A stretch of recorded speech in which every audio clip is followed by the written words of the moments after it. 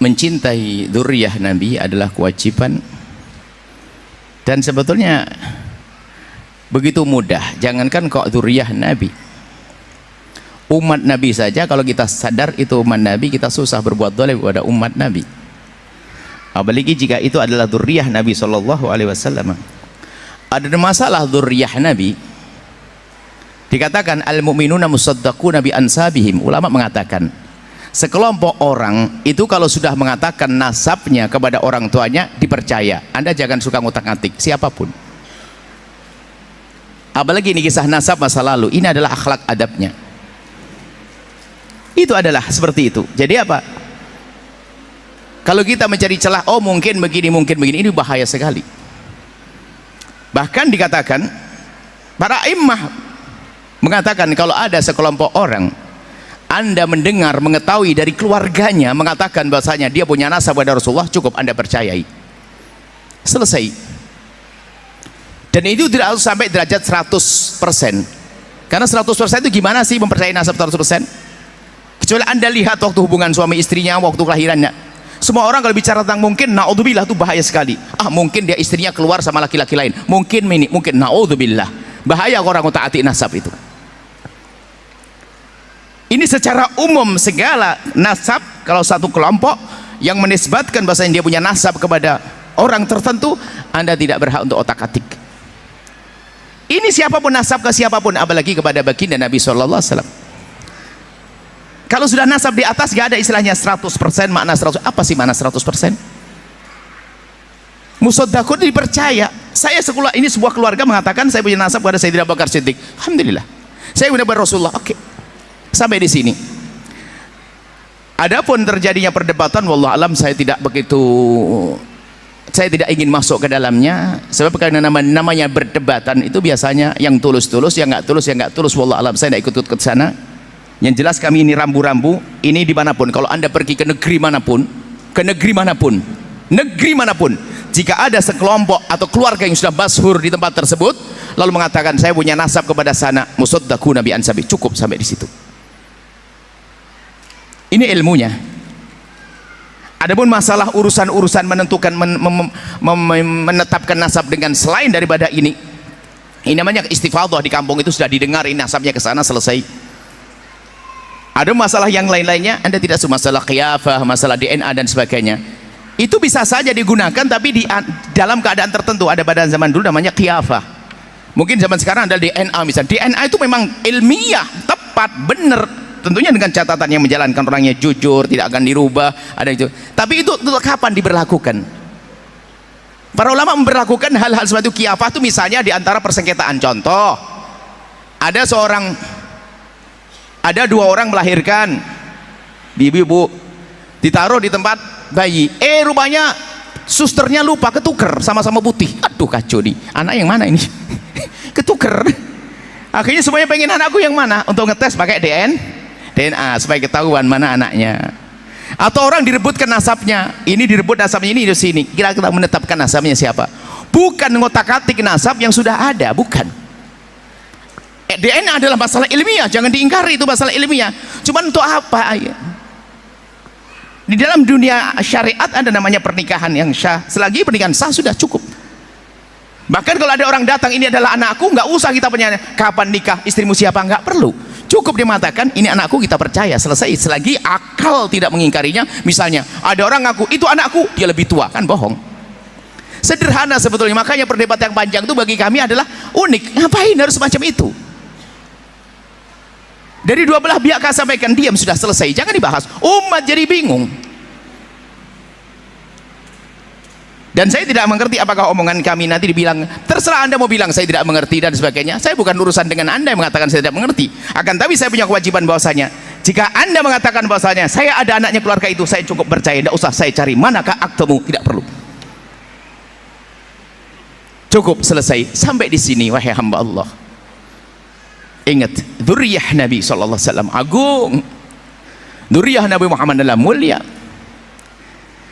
Kalau permasalahannya Anda marah dengan sebagian dzurriyyah Nabi misalnya, tidak boleh Anda jadikan marah kepada semua dzurriyyah Nabi. Marah satu orang mungkin bikin kesal Anda. Namanya manusia, dia bukan maksum.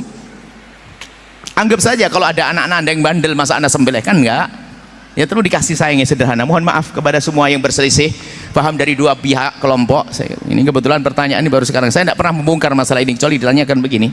Karena bagi saya itu enteng, tidak ada permasalahan. Kenapa? Apa yang direbutkan? Apa yang dipermasalahkan? Sudah jelas, ini sudah jelas dari dua kubu besar yang berkata itu adalah semuanya adalah sederhana. Ya selesai. Tolong Anda tidak usah bergeming. Pokoknya dia sebut satu kelompok dimanapun Anda menemukan, jika kelompok itu masyhur di kalangan keluarganya, dia punya nasab sampai Nabi Muhammad, cukup Anda percaya, tidak usah Anda otak atik. Selesai, sampai di sini saja. Setelah itu Anda akan tentram hati Anda, dan semoga Allah mengampuni semuanya, mengangkat derajat semuanya. Dan harapan kami kepada dua yang saat ini, dua kubu yang berselisih ini, segera tenang, jangan dilanjutkan seperti itu. Ingat, umat Nabi Muhammad, kita punya kewajiban besar, yaitu menanamkan kecintaan kepada Rasulullah SAW. Ingat, dua orang memang tidak benar semuanya. Yang satu apa? Yang yakin dia tahu tidak ada hubungan dengan Nabi Muhammad, mengaku-ngaku punya nasab dengan Nabi Muhammad. Yang kedua, mendengar orang yang punya nasab dan Nabi Muhammad lalu dinafikan. Dua-duanya adalah salah. Menafikan nasabnya orang kepada Nabi Muhammad, sementara kelompok itu sudah selama ini punya nasab, diyakini kepada Nabi Muhammad, diyakini yakin don tentunya dalam hal ini. Mereka menduga nasab nenek moyang mereka kepada Nabi Muhammad, maka kita membatalkannya juga sebuah kesalahan. Atau orang tahu, dia tahu dari kemarin nasab saya ke sini, tiba-tiba ngomong kita buat sepakat ngaku Nabi Muhammad, juga bohong. Ingat, menafikan juga tidak boleh, mengaku-ngaku juga tidak boleh. Ingat, dua-duanya tidak boleh. Tolong jangan menafikan dan juga jangan ngaku-ngaku. Urusan mengaku-ngaku cukup keluarga tadi mengatakan selesai. Sudahlah, jangan ribut, hei hamba Allah. Anda malu. Kalau Anda bicara tentang DNA ilmu kafiyah, itu ada ilmunya sendiri, pemahaman. Anda baca. Alhamdulillah saya punya catatan panjang tentang ini, dan tentang masalah kiyafah, kok kafiyah, kiyafah. Qiyafah itu adalah satu ilmu di dalam dunia agama. Qiyafah, al-qafiyah, al-qiyafah itu adalah, jadi ada satu orang bisa memahami kalau ini anaknya ini, bisa menduga dari bentuk-bentuk tertentu. Oh ini anaknya ini, kakinya ini mirip nih, namanya ilmu qiyafah. Ya, nah. Kemudian DNA lebih tepat lagi. Tapi kapan itu digunakan?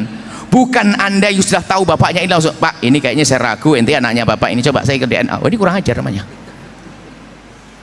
Bagi orang yang bingung, ini ada anak berebutan, bapak dengan bapak rebutan, sampai disebutkan para ulama, jika ada dua orang merebutkan satu anak, jika masih bisa dikumpulkan, bisa dikumpulkan.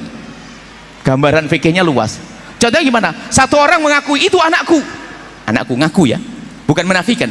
Yang satu orang itu mengaku itu anakku, kalau bisa dikumpulkan, dikumpulkan. Bagaimana dikumpulkan? Yang satu seorang bapak mengatakan itu anakku, yang satu seorang ibu mengatakan itu anakku, langsung katakan, oh mungkin dulu pernah nikah. Selesai. Kan gampang ilmunya. Kalau ini bapak ngaku anaknya, baru nanti qiyafah itu diterapkan. Ilmu qiyafah, ilmu DNA tadi diterapkan, baru dites DNA mana yang cocok. Urusan ini ya hamba Allah. Jadi tolonglah ya, jangan masya Allah, saya sedih. Makanya kami tidak terlalu masuk dalam hal ini. Menafikan nasab yang selama ini diduga adalah benar adalah juga berbahaya. Mengaku-ngaku nggak punya nasab, ngaku-ngaku nasab, maka adalah juga dosa sama-sama. Ayo, tolong yang pernah ngaku-ngaku nasab sementara tidak punya nasab, Anda sadar. Lah kalau dia, saya selama dari bapak moyang saya mengakunya kok. Lah ini seperti yang diributkan. Ya sudah, kenapa kita menafikannya? Ada sebuah keluarga mengatakan saya punya nasab, Anda jangan menafikan. Coba indah, jika ilmu ini dipakai, percayalah nggak akan ada keributan selama ini. Ilmu ini kalau dipakai, tidak ada dua keributan kubu-kubu ini. Setelah hamba Allah, ilmu itu jelas. Nggak perlu menimpakan nasabah dan saya. Nasabah itu menulis nasab bukan dalam hal-hal semacam ini. Nasabah sesuai dengan kemampuan mereka menjangkau tentang siapa tokoh-tokoh yang bisa ditulis dan seterusnya. Tapi dalam hal menentukan nasab sudah sangat sederhana. Semua orang dipercaya tentang nasabnya yang selama ini diakuinya. Selesai. Jangan, mohon maaf dah. Adapun permasalahan ada kelompok ahli bait yang dinafikan di sebuah negara, pernah ada gunjang ganjing ada, tapi selesai gunjang ganjing ada selesai. Yang perlu kami hadirkan di sini, hamba Allah, ini penutup, tolong panjang saya jawabnya. Sudahlah, berhentilah Anda merebutkan itu semuanya. Merebutkan selagi sebuah keluarga mengatakan dirinya keluarga besar, bukan 1-2 orang. 1-2 orang bisa diragukan. Ini keluarga banyak di sini nih.